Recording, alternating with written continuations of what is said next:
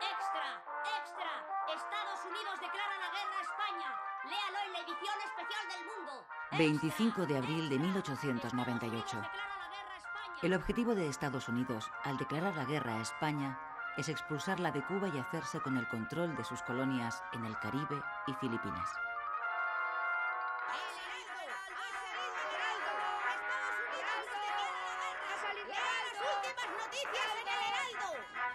La noticia no sorprende demasiado en España, porque en cierta medida era esperada.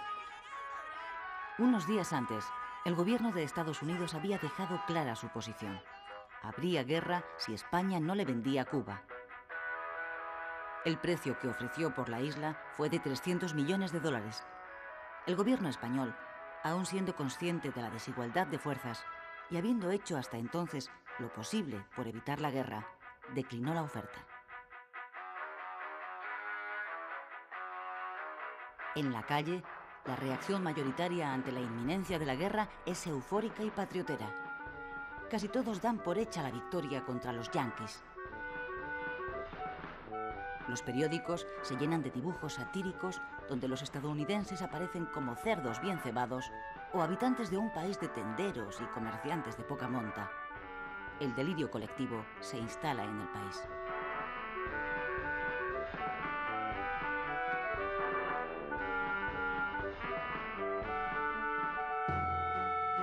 La realidad es muy diferente. Estados Unidos, como potencia emergente que es, lleva varios años renovando su flota y construyendo acorazados como este, el Olympia, que todavía hoy se conserva atracado en Filadelfia. El gobierno se dispone a llevar a la práctica la doctrina que el presidente Monroe puso en marcha a comienzos de siglo: América para los americanos.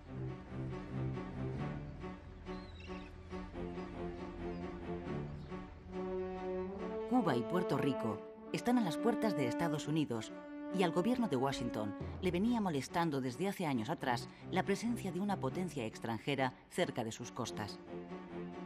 Sus intereses se vieron favorecidos a partir de 1895 con el estallido de una nueva sublevación nacionalista en Cuba.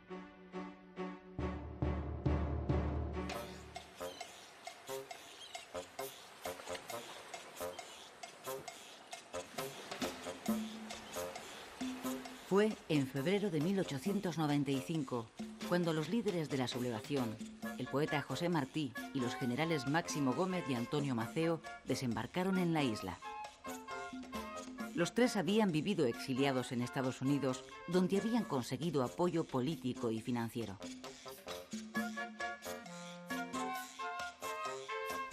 José Martí, hijo de padres españoles, nacido en Cuba, es el fundador del Partido Revolucionario Cubano, que será el motor de esta nueva guerra por la independencia de Cuba.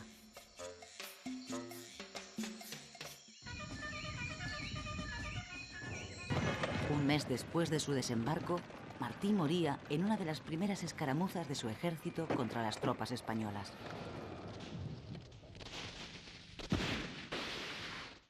¡Candela, coño! ¡Candela! En esta segunda guerra de Cuba se produjeron dos novedades respecto de la primera. Una, que los sublevados llevaron el conflicto a la zona occidental de la isla, la más rica, y arrasaron todo lo que encontraron a su paso. Se trataba de aplicar la táctica de tierra quemada. Uno de sus generales, Antonio Maceo, lo expresaba así: aniquilar Cuba es vencer al enemigo. La segunda novedad fue que Estados Unidos, que ya había penetrado económicamente en la isla, abandonó su posición de neutralidad y apoyó abiertamente a los independentistas.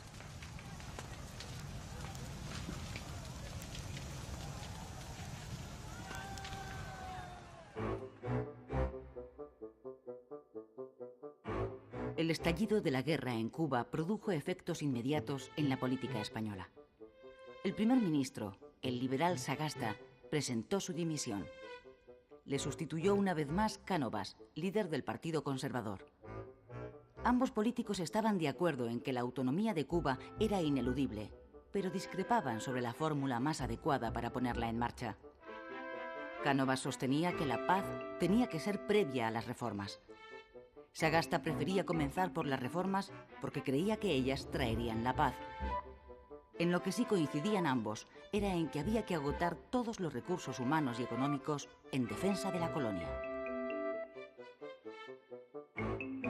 Dimitido Sagasta, Cánovas nombró al general Martínez Campos, conocido como el Pacificador porque había puesto fin a la anterior guerra de Cuba, nuevo capitán general de Cuba, con el encargo de buscar la paz por la vía del pacto.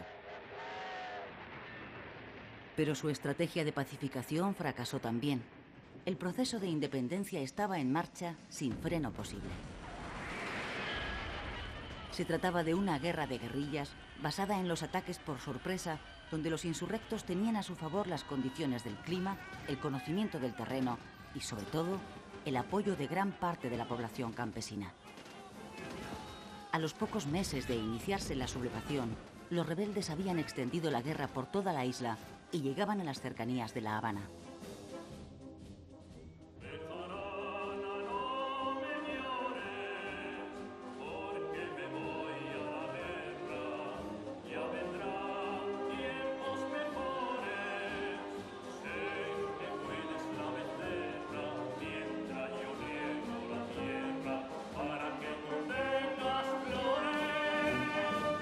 Miles de soldados españoles fueron enviados a Cuba. Las despedidas se convirtieron en manifestaciones de entusiasmo en medio de un clima de euforia nacionalista. Hasta 200.000 reclutas llegarían a salir de los puertos españoles con destino a la isla. Todos ellos tenían en común su origen humilde. A la guerra solo iban los pobres, los que no podían pagar los 9 euros, 1.500 pesetas de entonces, que costaba librarse del servicio militar. 50.000 de ellos morirían en Cuba.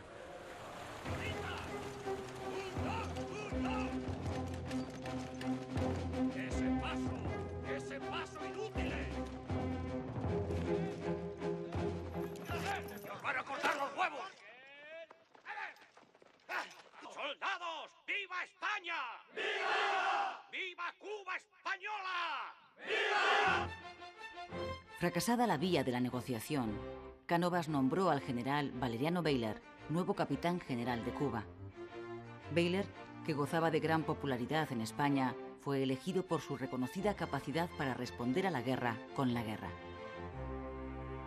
Don Valeriano Bayler. El gobierno necesitaba ganarla lo antes posible, ante el temor de una intervención de Estados Unidos, que de momento se estaba limitando a apoyar a los rebeldes.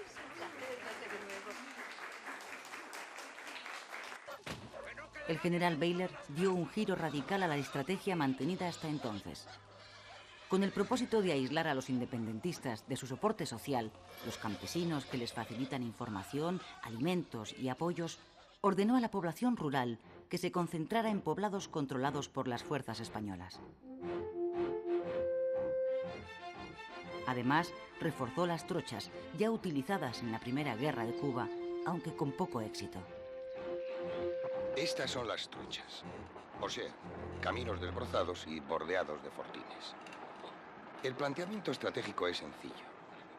Si se corta la isla por estas trochas, se divide en compartimentos estancos. Se aíslan las rebeliones parciales y, con una fuerza reducida, se puede proceder a la limpieza de cada sector, impidiendo que entre ellos se comuniquen. La nueva estrategia de Bayler cambió el signo de la guerra. Después de haber ocupado prácticamente toda la isla, los insurrectos fueron reducidos de nuevo a la parte oriental. Varios de sus líderes murieron o fueron detenidos. Sin embargo, su política de concentración de la población rural, cerca de 400.000 personas, le pasó una enorme factura. La falta de alimentos y la proliferación de enfermedades causaron entre los campesinos una elevadísima mortandad. Los periódicos norteamericanos, especialmente los sensacionalistas, que ya estaban embarcados en una campaña de propaganda contra España, encontraron sus mejores argumentos en las medidas de Bayler, al que describieron como un militar sanguinario responsable de todas esas muertes y de atroces campos de concentración.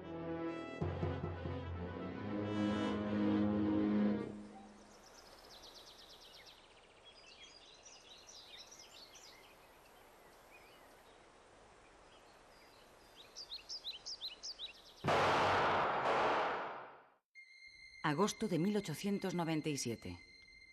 El presidente de gobierno, Cánovas, es asesinado en el balneario de Mondragón, donde veranea. El autor es un anarquista italiano que actuó solo. Todavía hoy continúa siendo un enigma quién estuvo detrás del magnicidio.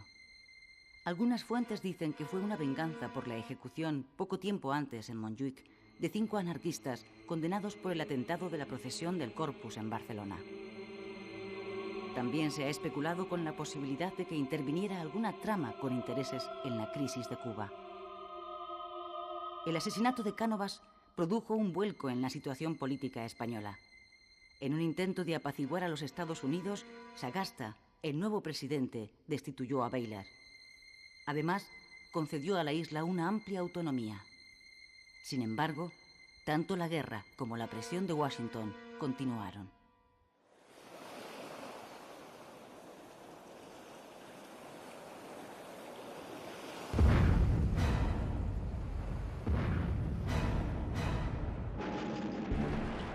La explosión del acorazado norteamericano Maine en el puerto de La Habana, donde murieron más de 250 tripulantes, aceleró los acontecimientos. El buque había llegado unos días antes para proteger los intereses de Estados Unidos en la isla.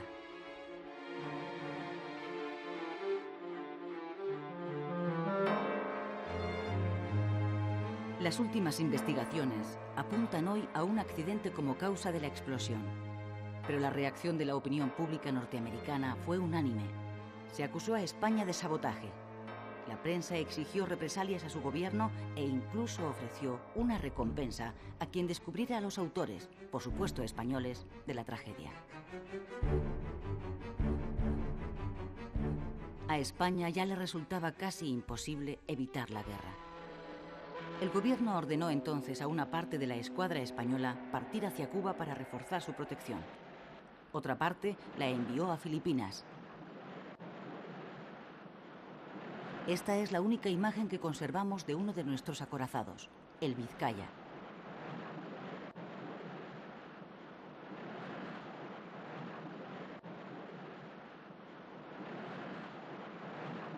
¡Extra! ¡Extra! ¡Estados Unidos declara la guerra a España! ¡Extra! ¡Extra! Con la declaración oficial de guerra a España, en abril de 1898, Estados Unidos se dispone a poner en marcha su proyecto imperialista. Al gobierno español, consciente de la desigualdad de fuerzas, no le queda otra solución que aceptar el duelo, presionado también por el clima ultranacionalista que domina al país. El 1 de mayo de 1898, España sufre la primera derrota. En Cavite, Filipinas, la flota española es literalmente barrida por la norteamericana. Esta es la bocana de la bahía de Santiago de Cuba, donde tiene lugar el 3 de julio la batalla decisiva de la guerra. Dentro está la flota española mandada por el almirante Cervera. En contra de su opinión, Cervera da la orden de salir. Obedece órdenes del gobierno. Fuera de la bahía, la flota norteamericana espera.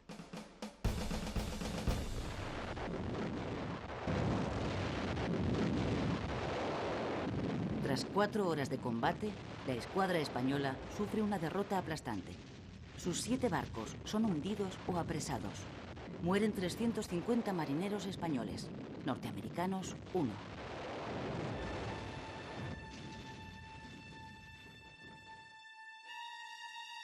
Así quedó el Vizcaya, uno de los 4 cruceros acorazados de la flota de Cervera después de la batalla.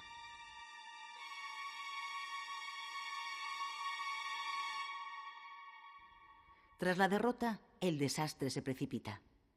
3 meses más tarde, en octubre de 1898, España firma en París el Tratado de Paz por el que reconoce la independencia de Cuba y además cede a los Estados Unidos, Filipinas y Puerto Rico. Es el fin del Imperio español y el comienzo del Imperio americano. Consumada la derrota, los 150.000 soldados supervivientes emprenden el regreso a España. Son héroes anónimos de la primera guerra relámpago de la historia. Ellos, que fueron a la guerra porque no tenían el dinero necesario para librarse de ella, son las auténticas víctimas del desastre. Esta injusticia es el germen de un creciente sentimiento antimilitarista en la sociedad española.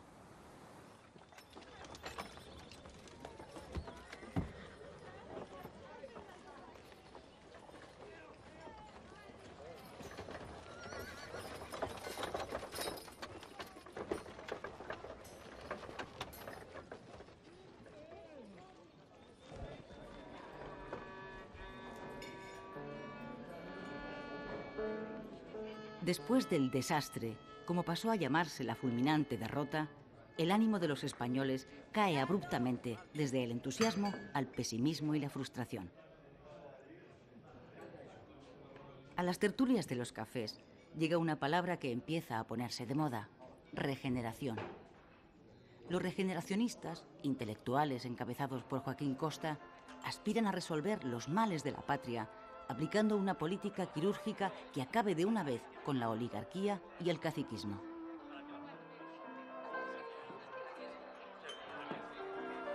Sin embargo, y a pesar de los cambios que se están operando en la sociedad, la actividad política no cambia.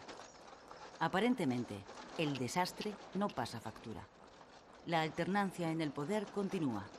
Los liberales dejan paso a los conservadores.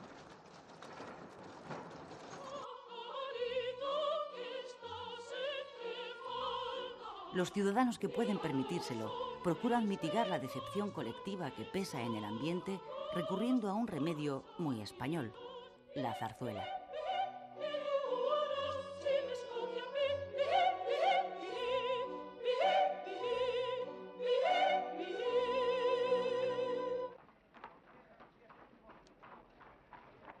En ese tiempo aparece en la escena pública nacional un puñado de intelectuales que más adelante serán conocidos como la generación del 98, que comparten un sentimiento: el dolor de España. Sus obras tienen un punto en común: la búsqueda incesante del ser de aquella España moribunda y de las raíces de su decadencia.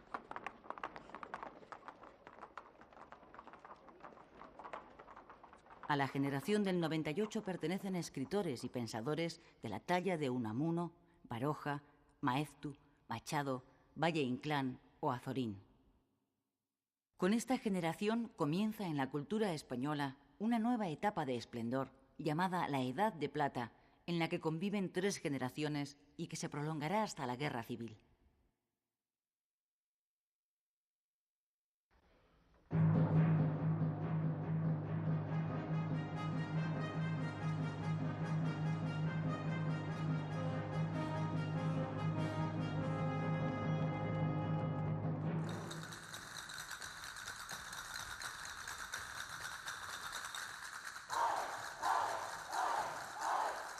Pintores como Picasso, Sorolla, Zuloaga, Casas, Vázquez Díaz, arquitectos como Gaudí, músicos como Albéniz, Granados o Falla, filósofos como Ortega y Gasset, intelectuales como Marañón, Dors, Azaña, Pérez de Ayala o científicos como Santiago Ramón y Cajal, que consigue el Nobel de Medicina en 1906, son algunos de los nombres que han hecho posible que la cultura española alcance una segunda edad de oro durante el siglo XX.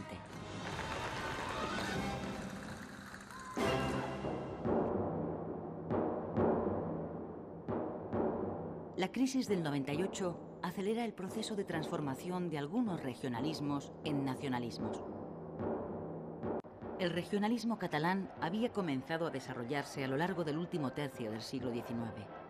Movimientos culturales como la Reinaixença potenciaron el conocimiento y el desarrollo de la lengua y la historia de Cataluña y reivindicaron la existencia de una identidad catalana propia. Con el tiempo, estos movimientos culturales fueron adquiriendo mayor peso político hasta convertirse en plataformas de afirmación regional que reivindicaban instituciones políticas y administrativas propias. Aquí, en este salón del Ayuntamiento de Manresa, los dirigentes de la Unió Catalanista habían aprobado en 1892 las bases para la elaboración de una constitución regional catalana que reclamaba amplias cotas de autonomía para Cataluña. Ahora, tras el desastre, este proceso se acelera. Los catalanistas aspiran a potenciar su propia identidad nacional y a distanciarse de España, a la que consideran una nación envejecida, cuando no muerta, incapaz de modernizarse para incorporarse a las corrientes europeas. Así surge la Lliga Regionalista de Cataluña, un partido catalanista de centro-derecha que dominará la política catalana durante las 2 primeras décadas del siglo XX. Prat de la Riba y Francesc Cambó son sus líderes más destacados.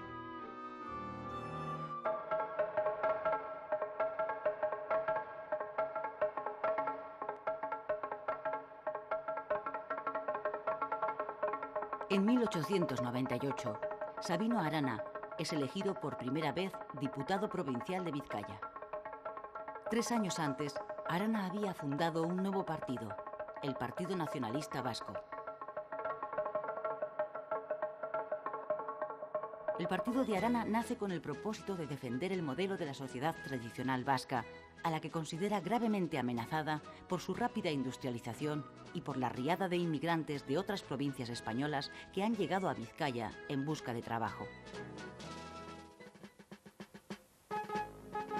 El lema del PNV es Dios y ley vieja, es decir, fueros y tradiciones. Sabino Arana defiende un nacionalismo radical basado en la raza, en la lengua y en la religión. El PNV aspira a la unión de todos los territorios vascos y a su independencia de España.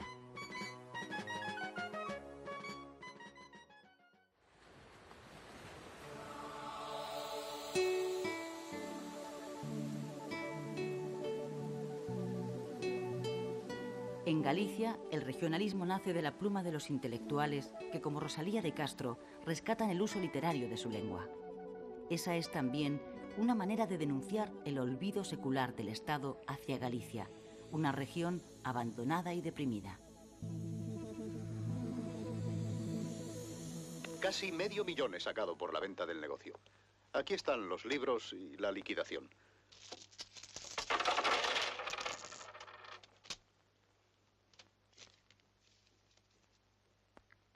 ¿Qué clase de mierda es esta? Dólares. Yo quiero pesetas. Han ganado la guerra. Los dólares van hacia arriba. La peseta, caput. La pérdida de las colonias obliga a muchos españoles a liquidar sus negocios allí. Esa llegada de capital, sumada al dinero que traen los indianos que regresan a España, provoca a finales de siglo una gran euforia económica en el país. Los bancos Hispanoamericano, Banesto y Vizcaya son de esta época. El dinero repatriado proporciona al desarrollo industrial y financiero en España un fuerte impulso que se mantendrá con el nuevo siglo. Hemos importado la primera máquina para soplar botellas que se ha instalado en toda España. Americana. Patente Owens. Eléctrica.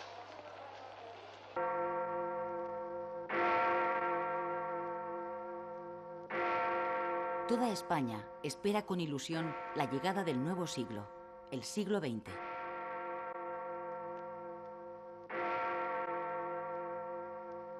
¡Feliz siglo XX! ¡Feliz siglo XX!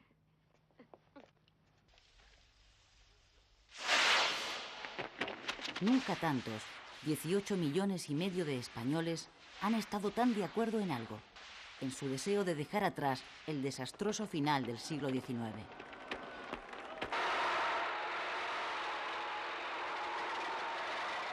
Es un locomóvil. Tengo orden de poner... Modernización es la palabra más oída a comienzos de siglo. Los españoles asisten esperanzados al desarrollo de los últimos inventos: la automoción, la electricidad y el teléfono. La mayoría confía en que gracias a ellos España alcance el progreso.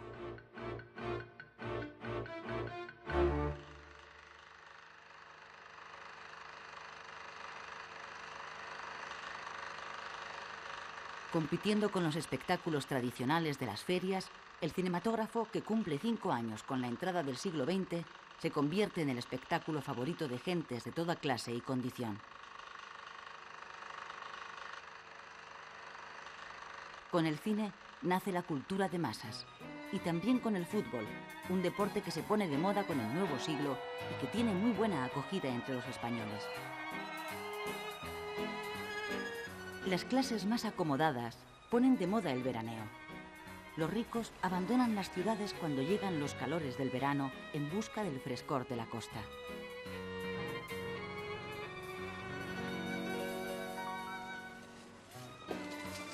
Las ciudades más apreciadas para veranear son Santander y San Sebastián, donde veranea la reina regente, María Cristina, acompañada de su hijo Alfonso XIII, que está a punto de cumplir su mayoría de edad.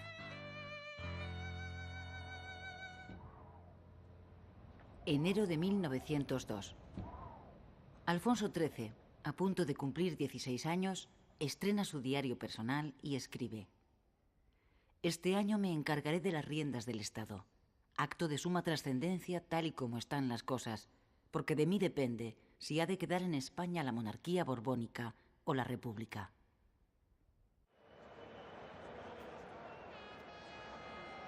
Este es el aspecto de las calles de Madrid el 17 de mayo de 1902. Los madrileños esperan para ver pasar la comitiva real.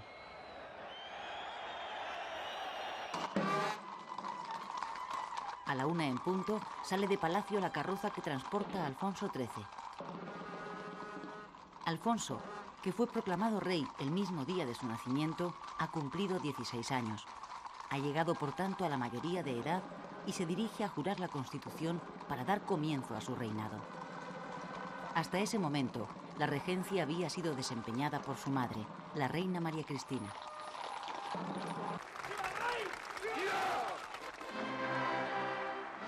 Cuando jura la Constitución de 1876 en el Congreso, el rey tiene muy presente una idea que también ha escrito en su diario. Yo puedo ser un rey que se llene de gloria regenerando la patria, pero también puedo ser un rey que no gobierne, que sea gobernado por sus ministros y por fin puesto en la frontera.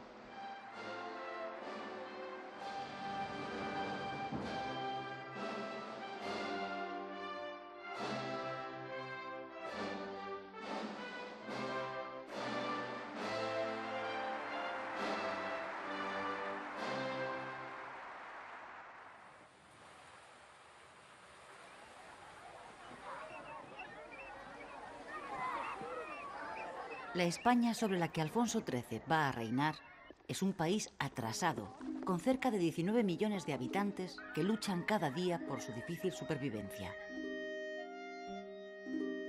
La esperanza de vida es de 34 años. Las familias tienen una media de 5 hijos.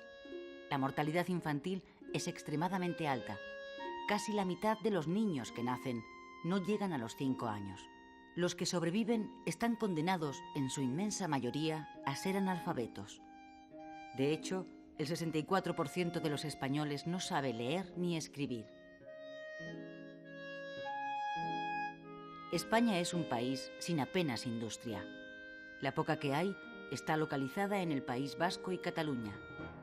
El trabajo en las fábricas es el más solicitado porque es el mejor pagado. El sueldo diario oscila entre las 3 y las 4 pesetas, 2 céntimos de euro. Las mujeres cobran la mitad.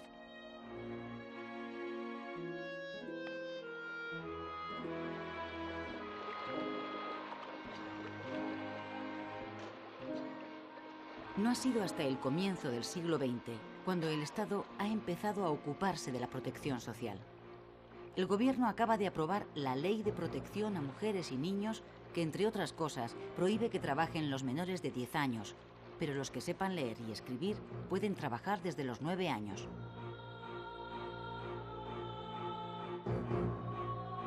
El movimiento sindical tiene poca fuerza al comienzo del siglo.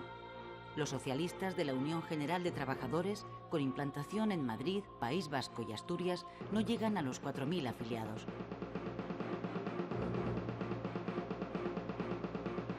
Los socialistas libertarios, los anarquistas, tienen un gran arraigo entre el proletariado catalán y el campesinado andaluz, pero carecen de una organización estable.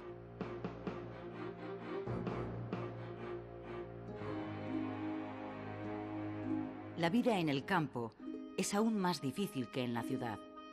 En el campo viven unos 13 millones de españoles, cerca del 70% de la población. La mala distribución de la propiedad de la tierra o fincas inmensas o terrenos mínimos, la pobreza del suelo, la escasez de agua y el deficiente desarrollo de los regadíos sitúan las condiciones de vida en el campo por debajo del nivel de subsistencia.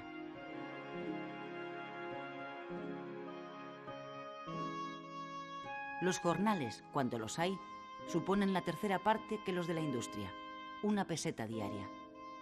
La producción del campo no da para alimentar a todos los que malviven en él. La emigración sigue siendo la única vía de escape del campesino.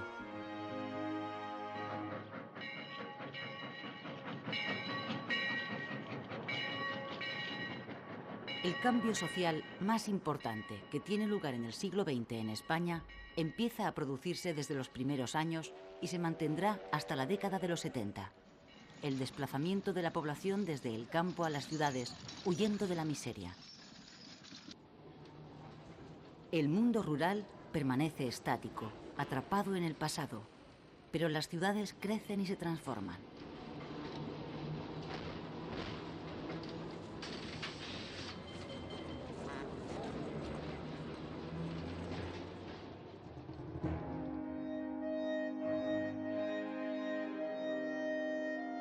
Ni siquiera la reindustrialización del país permite que haya trabajo para todos. Miles de hombres y mujeres se ven en la necesidad de emigrar al extranjero en busca de un modo de vida. Durante el reinado de Alfonso XIII, 2,5 millones de españoles emigran a Argentina, Uruguay, Chile y otros países de América.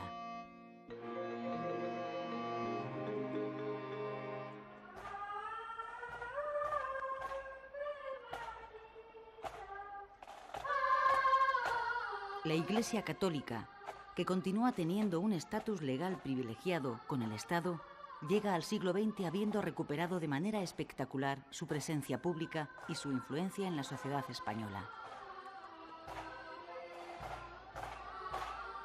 Pero el Partido Liberal, receloso del poder que ha vuelto a adquirir la Iglesia, decide introducir en su programa político el anticlericalismo de la tradición progresista. Acusa a la Iglesia de estar impidiendo el progreso del país, de predicar la resignación a los pobres y de haber bendecido la última guerra colonial. Los liberales sostienen que para que España pueda llegar a equipararse a Europa es imprescindible cortar los lazos entre la Iglesia y el Estado e instaurar un sistema moderno y laico.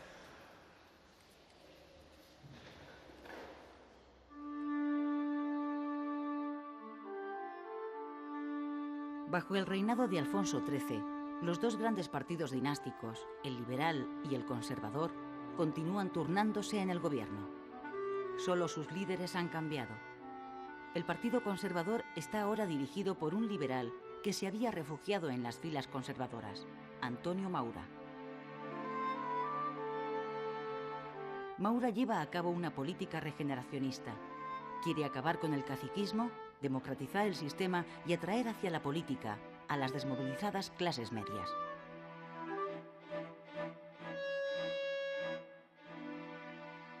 Hola, pequeño. Buenos días. Hola. ¿Ves? Ya hemos llegado, pequeño. Hala. ¡Qué angelito! ¿Qué angelito ni qué cuerno? Es un demonio. Es que no veis que es la República. ¡Qué niña tan bonita! Con la llegada del nuevo siglo, los partidos republicanos que se habían quedado fuera del Parlamento recuperan su presencia pública en las zonas urbanas del país. En Barcelona, el abogado y periodista Alejandro Lerroux se convierte en el ídolo político de las clases trabajadoras. Jóvenes bárbaros de hoy, rebelaos contra todo. No hay nada o casi nada bueno. Rebelaos contra todos. No hay nadie o casi nadie justo. Entrad a saco en los conventos. Levantad el velo a las novicias y elevadlas a la categoría de madres. Otro periodista, Vicente Blasco Ibáñez, desde el periódico El Pueblo, convierte a Valencia en la capital republicana de España. Tenemos que unirnos hacia el futuro, hacia la modernidad y el progreso. Tenemos que ampliar nuestros horizontes y mirar al cielo. Y volar, queridos ciudadanos, ¡volar! Esto es seguro, ¿verdad? Hombre, más seguro que una entrada en barrera. ¡A volar! ¡A volar!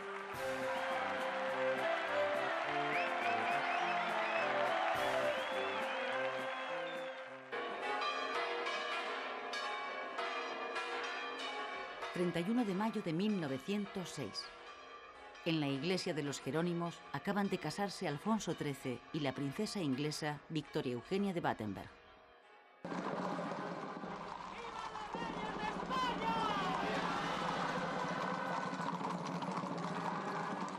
El cortejo real se dirige hacia el Palacio de Oriente. Las calles están abarrotadas. Cuando la comitiva pasa por la calle Mayor, alguien lanza una bomba escondida dentro de un ramo de flores.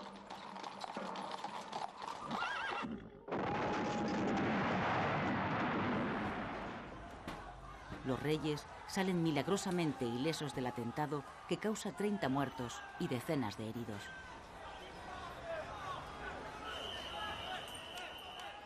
El autor, un anarquista llamado Mateo Morral, se suicida antes de ser detenido. Morral era bibliotecario de la Escuela Moderna, una institución pedagógica de signo libertario.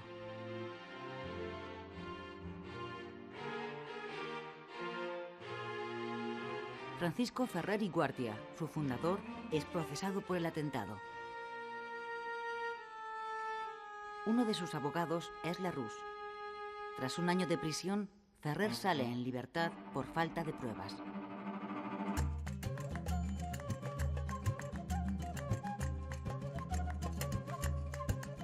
Ceuta, Melilla y otras pequeñas plazas en el norte de África son lo único que ya le queda a España de su pasado colonial. El desastre del 98 había dejado un ambiente popular de rechazo a las aventuras coloniales. A pesar de ello, España se ve forzada en la Conferencia Internacional de Algeciras de 1906 a asumir su responsabilidad internacional de control en la zona de influencia en torno a Ceuta y Melilla, incluida la región del Rif, y a incrementar la inversión en sus minas.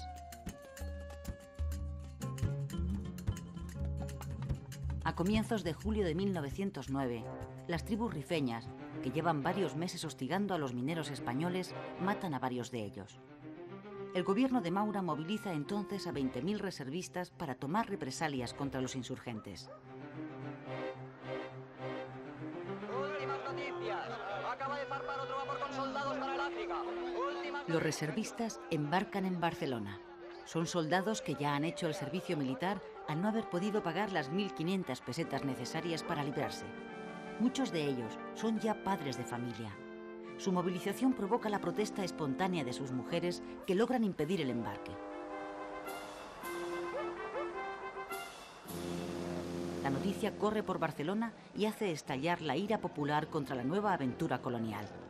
Anarquistas, socialistas y republicanos convocan una huelga general. El 27 de julio, las tribus rifeñas atacan por sorpresa a las fuerzas españolas cerca de Melilla, en el conocido como Barranco del Lobo.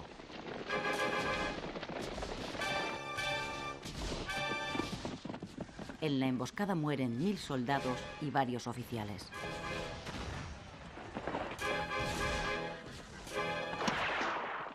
Son los escolapios de San Pablo. Los han incendiado. ¿Cómo? ¿Qué? ¿Los escolapios?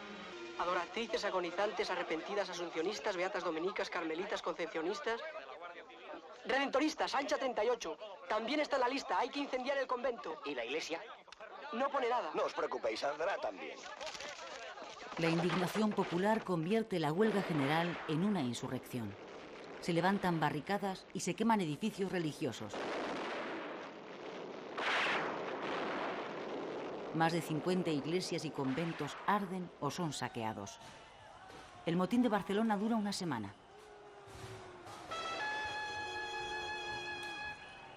¡A formar! ¡Vamos! El gobierno de Maura declara el estado de guerra en la ciudad y ordena al ejército sofocar la revuelta.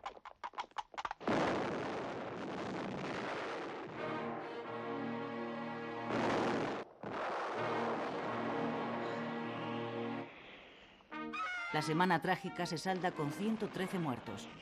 De ellos, 104 son civiles y 9 son militares. Una vez sofocado el motín, se producen 2.000 detenidos. 5 son condenados a muerte por los tribunales militares. Entre ellos está el pedagogo anarquista Ferrer y Guardia, al que el gobierno elige como cabeza de turco y acusa de haber inducido a la rebelión.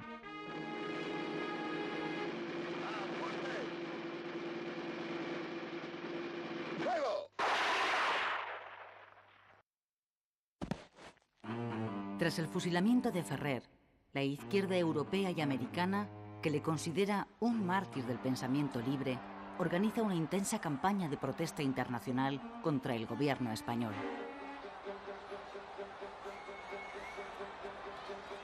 Se producen centenares de manifestaciones. Solo en la de París se concentran 50.000 manifestantes.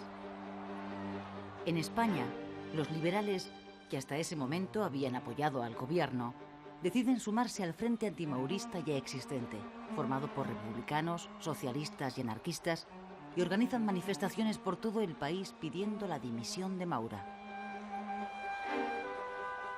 El rey cede ante la presión, le retira su confianza y llama a los liberales para formar nuevo gobierno.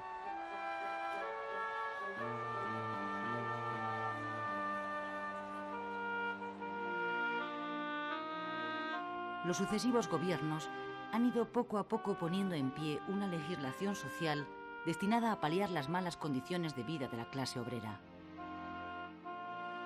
En 1908 se ha regulado el derecho a la huelga y se ha creado el Instituto Nacional de Previsión, origen de lo que serán las pensiones.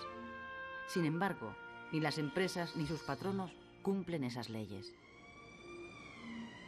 Las condiciones de trabajo siguen siendo extremadamente duras y el nivel de vida de la clase obrera es crítico. Los conflictos y las huelgas son cada vez más frecuentes. La política es una trampa burguesa. Nuestra única arma es el trabajo, nuestro trabajo, que el capitalismo necesita para sobrevivir. Usemos el arma de que disponemos, compañeros. En 1910, los anarcosindicalistas fundan en Barcelona la Confederación Nacional del Trabajo, la CNT. Se trata de un sindicalismo apolítico que a través de la acción directa y de la huelga general revolucionaria aspira a sustituir el régimen burgués por el ideal anarquista, el comunismo libertario. Lo que no funciona es el sistema burgués capitalista. Votar es colaborar con el sistema que nos explota. Absteniéndonos, los partidos del gobierno que mangonean el cotarro volverán a ganar y siempre seguiremos igual. En las elecciones de 1910, el Partido Socialista, que se presenta en coalición con los republicanos, consigue por primera vez un escaño en el Congreso de los Diputados. Pablo Iglesias, fundador del PSOE, es el primer representante obrero que se sienta en las Cortes.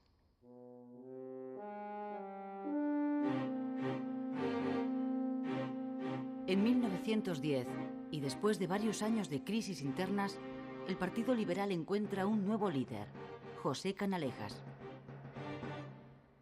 Canalejas abandera las nuevas corrientes del liberalismo procedentes de Europa. Él pretende fortalecer y modernizar el país a través de una mayor intervención en materias económicas y sociales y estableciendo un Estado laico. En 1910, Canalejas es llamado por Alfonso XIII para presidir el Consejo de Ministros. Su objetivo es nacionalizar la monarquía, es decir, lograr que bajo ella puedan actuar todas las fuerzas políticas útiles en España. Eso incluye que las nuevas corrientes ideológicas procedentes del socialismo se integren en el sistema.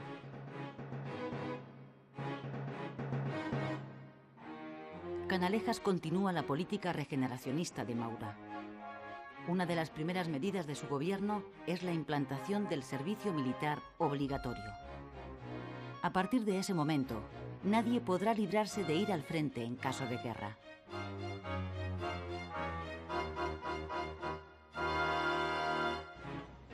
Otra de sus reformas es la abolición de los consumos, unos impuestos indirectos muy impopulares que gravaban sobre todo los artículos de primera necesidad.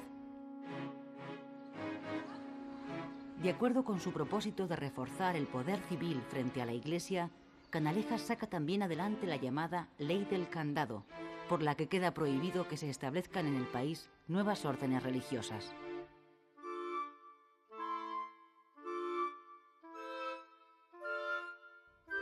Por último, Canalejas prosigue la descentralización de la administración estatal y aprueba la Ley de Mancomunidades. Esa ley recoge la aspiración de la Lliga Regionalista de asociar las 4 provincias catalanas en una mancomunidad que gestione las obras públicas, la beneficencia y la cultura de toda Cataluña.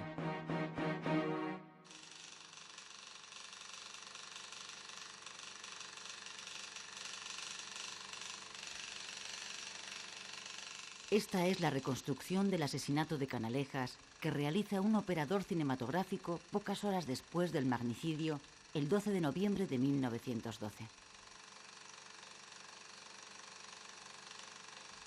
El actor que hace el papel de Pardinas, el anarquista que asesina a Canalejas y después se suicida, es Pepe Isbert. Con la muerte de Canalejas, acaba también la esperanza de regeneración del sistema político vigente en ese momento. A partir de entonces, comienza una lenta pero inexorable erosión de los 2 partidos en que se apoya la monarquía, el liberal y el conservador. Miles de personas pasan por la capilla ardiente del presidente asesinado instalada en el Congreso de los Diputados.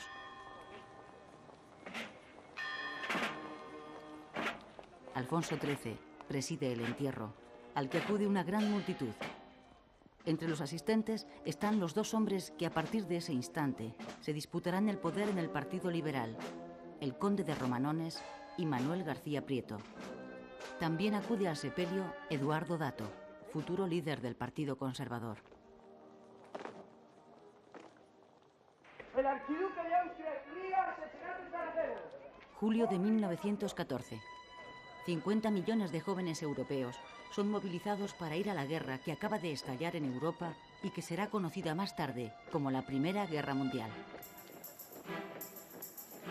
En España es Eduardo Dato quien preside en esos momentos el gobierno. Dato decreta inmediatamente la neutralidad y la no intervención de nuestro país. La medida, que es bien acogida, no evita que los españoles se dividan. Las izquierdas se declaran aliadófilas porque consideran que Francia representa la libertad y los derechos del hombre. Las derechas se muestran germanófilas porque ven en el Segundo Reich la encarnación política del orden. ¡Abajo los aliados! ¡Venga! Alemania ganará, no se da cuenta, dense por vencidos. Han inventado la aspirina. Me pongo a temblar, estamos perdidos. Haya paz, caballeros, haya paz.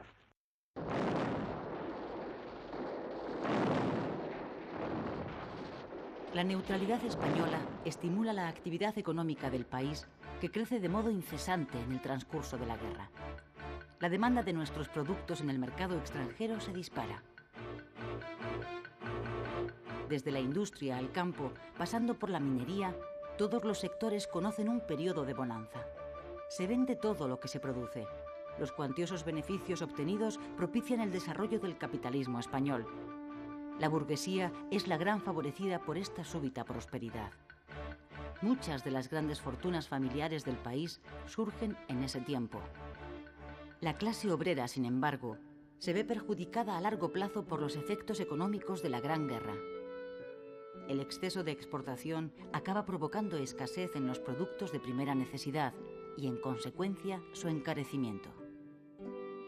Durante los 4 años de la guerra, el coste de la vida sube en España un 40%, mientras los sueldos permanecen al mismo nivel. 9 pesetas para el recibo de la casa, eso lo primero. Y 2 para Pascuala. 5 para la sociedad. Y 10 para pagar la colada. Estos son deudas que hay que pagar. Nos quedan hasta el día 8 que cobre yo 30 pesetas. En claro contraste con la euforia de la burguesía, crece la indignación de los obreros, los grandes perjudicados por la inflación. Muchos se afilian a los sindicatos de clase que presionan a las empresas para conseguir subidas salariales. Tanto la CNT como la UGT se convierten en esta época en auténticos sindicatos de masas.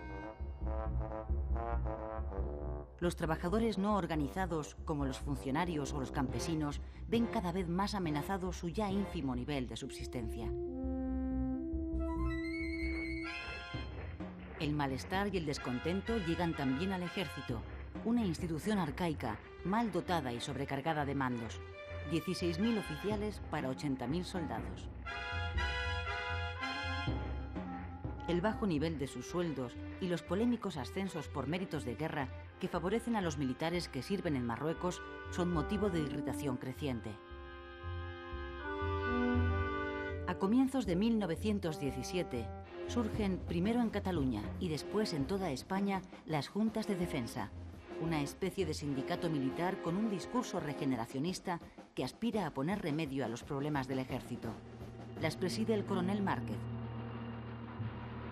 A pesar de que las juntas no están permitidas por las ordenanzas militares, el poder civil se ve obligado a legalizarlas. Esa claudicación del gobierno es interpretada por muchos como un mal augurio. Se acaba de constituir la Junta de Madrid en el último reducto de la región palaciega y le envían su apoyo. ¡Saque bacha, coronel! ¡Que bacha! ¡Mano dura! ¡Mano dura! Denos usía una orden. El país está en nuestro poder. Aguante, coronel. Denos usía una orden. Una orden, mi coronel. España le necesita. Ordeno hacer honor al uniforme. Primero obedecer y luego todo lo demás. Abrid paso. El sistema político de alternancia, que lleva 40 años funcionando en España, entra también en crisis. Los dos grandes partidos que se turnan en el gobierno están profundamente debilitados a causa de sus constantes peleas internas. En ese momento, Francesc Cambó, líder de la Lliga Regionalista de Cataluña, pone en marcha una rebelión contra ambos partidos que llevan décadas monopolizando el poder. De acuerdo con republicanos, reformistas y socialistas, Cambó convoca en Barcelona, en julio de 1917, una asamblea de parlamentarios para forzar un cambio político. Su propósito es liquidar el sistema de turno de partidos, llevar a cabo una reforma constitucional que permita la autonomía de las regiones y formar un gobierno de consenso con participación de todos los grupos políticos.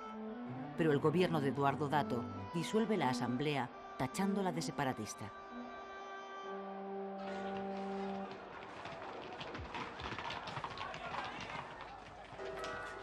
Agosto de 1917. Comienza la huelga general revolucionaria convocada por UGT, aunque los motivos aducidos son económicos, es decir, la indignación obrera por la subida del coste de la vida, su objetivo declarado es político: derribar la monarquía, formar un gobierno provisional y convocar unas cortes constituyentes.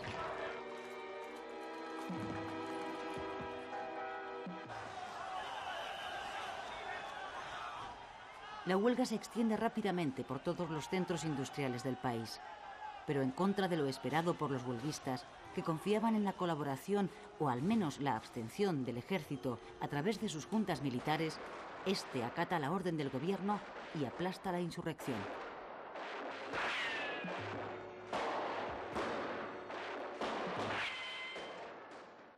El fin de la huelga se salda con 80 muertos, 150 heridos y 2.000 detenidos, incluidos todos los miembros del comité de huelga.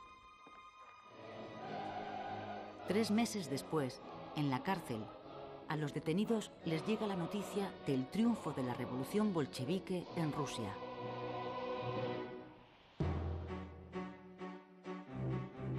Una profunda crisis política se instala en España. Los gobiernos se suceden porque no duran más de 5 meses como media. Alfonso XIII intenta resolver la situación encargándole a Antonio Maura la formación de un gobierno de unión nacional. En este cuadro, que recoge el momento histórico, se ve a Maura presentando ante el Senado a su gobierno.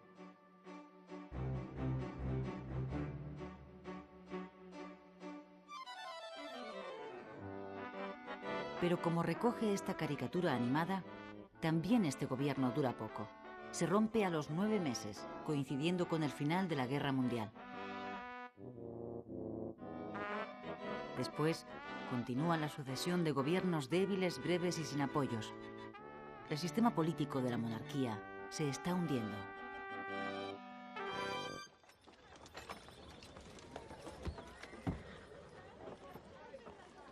Estas imágenes son las primeras que existen de la celebración del 1 de mayo.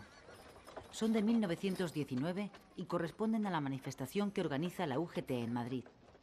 El sindicato celebra también la última gran conquista de los trabajadores, la implantación hace pocos días de la jornada de 8 horas. España es uno de los primeros países en introducir esta medida. Europa vive en esos momentos, azotada por una crisis económica profunda y generalizada que ha provocado un aumento de la conflictividad social y un gran desarrollo del sindicalismo. En nuestro país, la UGT ha llegado a los 250.000 afiliados y la CNT a los 700.000.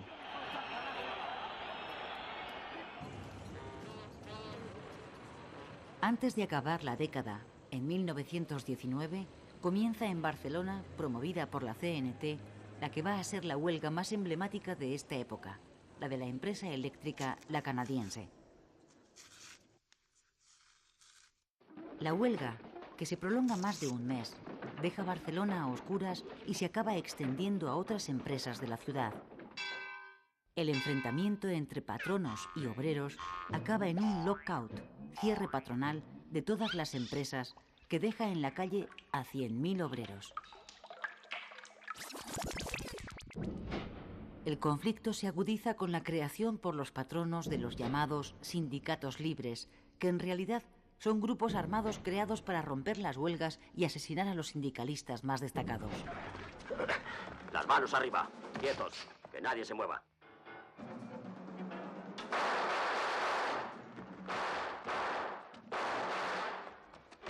Los anarquistas, para defenderse, crean a su vez sus propias bandas de pistoleros. Comienza así una espiral de sangre, el pistolerismo, en la que el terrorismo sustituye a la lucha sindical. En 7 años, entre 1914 y 1921, 523 obreros y 40 patronos mueren asesinados. ¡Policías, quietos! ¡Arriba las manos! ¡Quedáis detenidos! Para acabar con el pistolerismo, el gobierno conservador de Eduardo Dato, que cuenta con el apoyo de los catalanistas, desencadena una represión contra los anarquistas de una ferocidad desconocida hasta entonces. Las cuerdas de presos y la ley de fugas se ponen a la orden del día.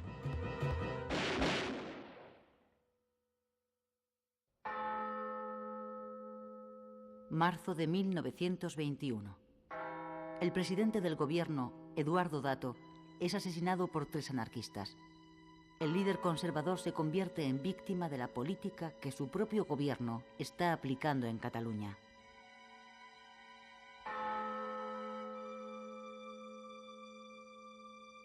El rey preside por segunda vez en su reinado el entierro de un presidente asesinado.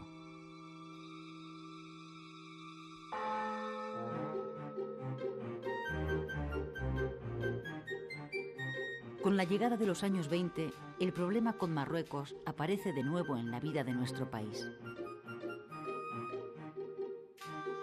El ejército español destacado allí está mandado por el general Silvestre y cuenta con 80.000 hombres. Las operaciones militares que se realizan pretenden hacer efectivo el dominio español sobre el protectorado del norte de Marruecos. En el Rif, la zona oriental del protectorado, las tropas españolas han de enfrentarse a las tribus bereberes mandadas por Abdelkrim. El 16 de julio de 1921, los rifeños atacan masivamente y cercan a los soldados españoles destacados en Anual. 5 días después, el general Silvestre ordena la retirada hacia Melilla, pero la retirada acaba convirtiéndose en una desbandada. Se produce una persecución de 140 kilómetros en la que las fortificaciones construidas por los españoles en los últimos 10 años caen una detrás de otra como fichas de dominó. La persecución acaba en el fuerte del Monte Arruit, donde los 3.000 soldados que han conseguido llegar logran resistir un asedio de 10 días. Finalmente, los rifeños toman el lugar y pasan a cuchillo a 2.300 soldados. Los demás son hechos prisioneros.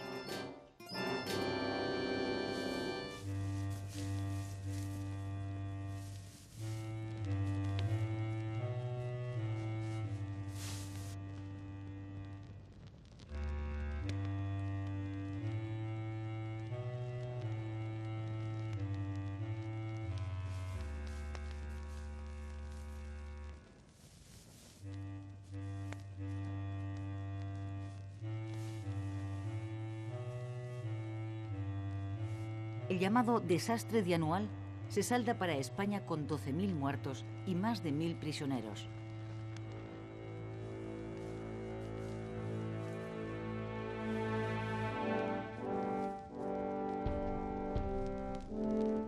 En España, la noticia del desastre provoca en la calle manifestaciones de protesta por parte de republicanos, liberales y socialistas.